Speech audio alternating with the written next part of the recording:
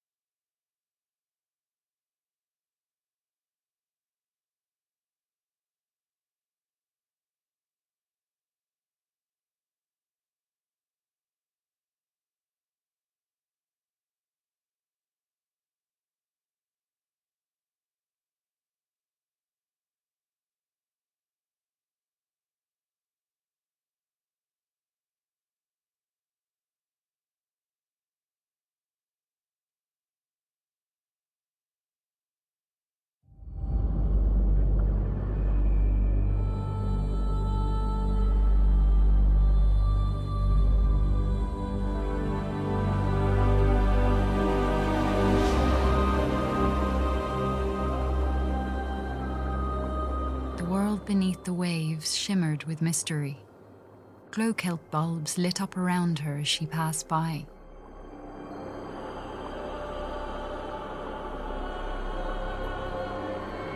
Merrin spotted some odd-looking old coins. Maybe her father would know where they were from.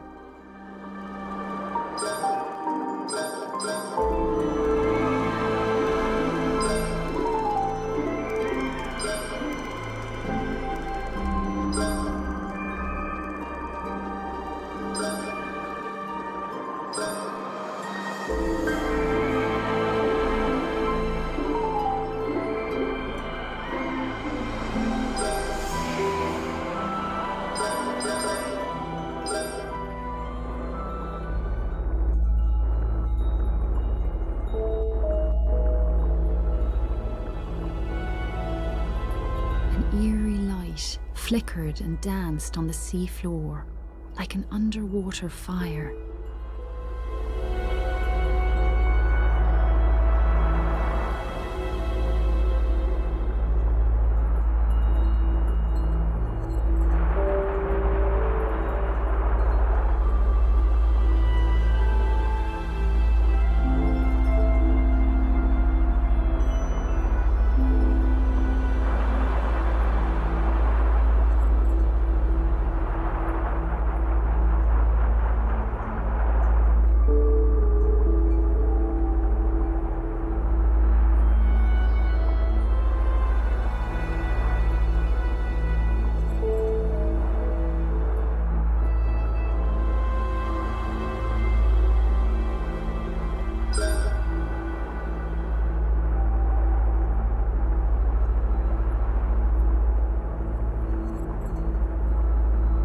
horse, made of clockwork gears, darted out of the way as Merrin approached.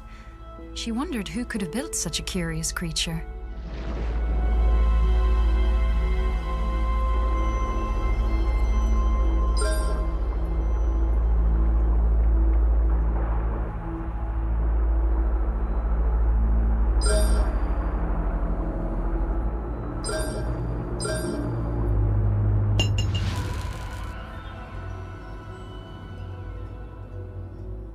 Merrin approached a glowing scrap of metal and pulled it inside.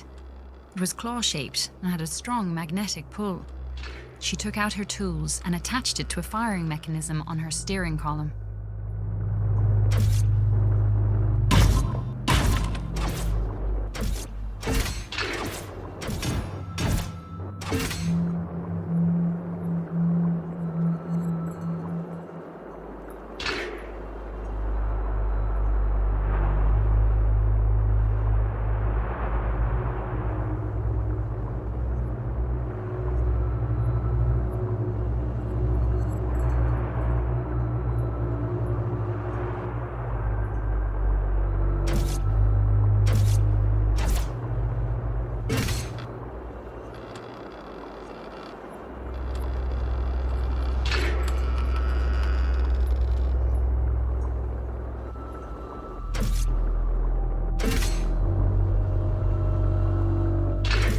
Father once told her about a mysterious, living energy called Tyne.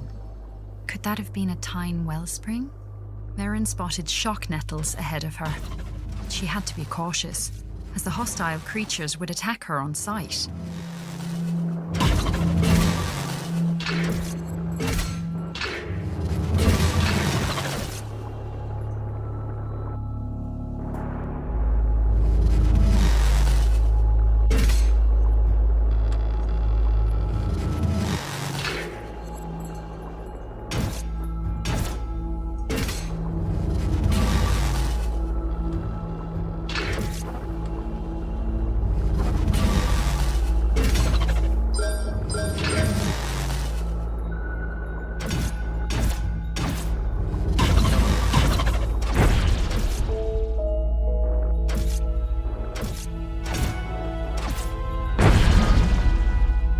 Shuddered, as if recovering from a bad dream.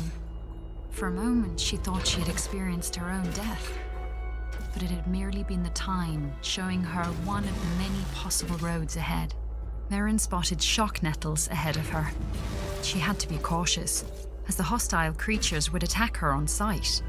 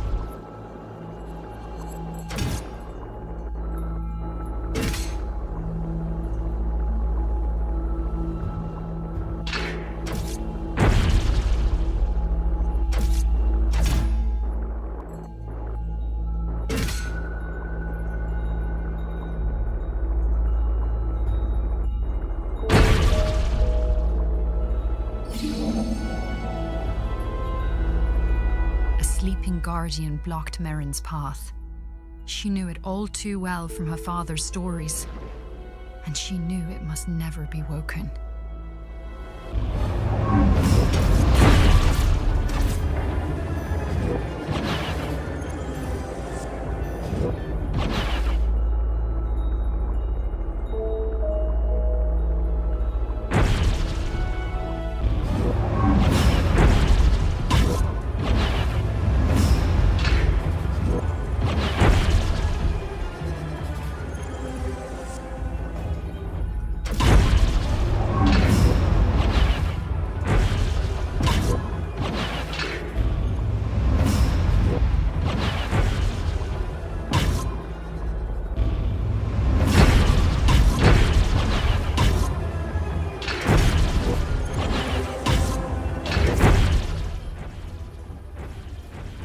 According to her father, the Guardians had been built by ancient undersea explorers called the Fomori. Merrin always thought the Fomori were a myth. Now she wondered if her father's other stories might be true.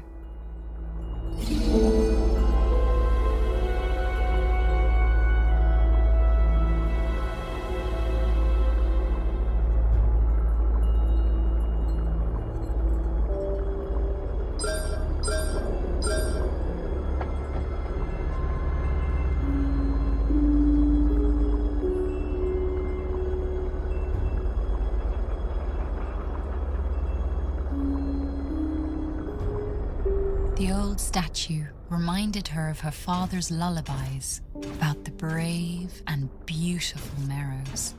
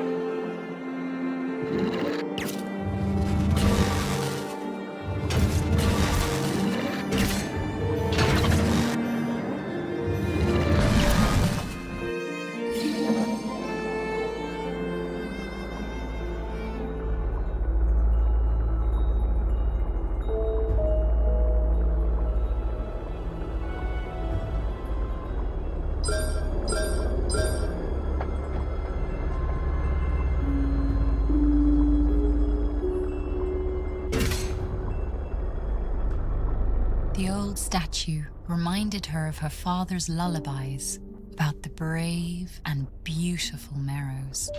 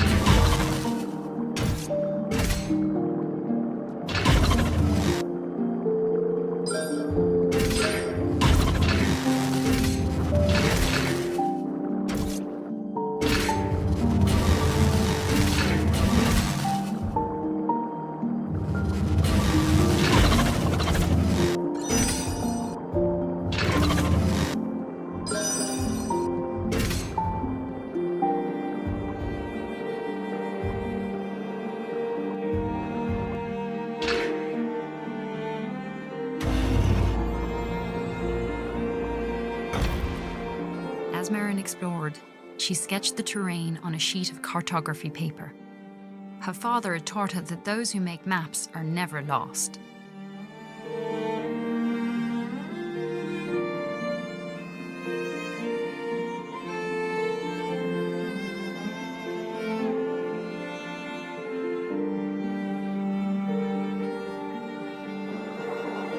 A huge hermit crab watched Merrin from a rocky ledge. On his back, he carried a vast array of odd-looking treasures.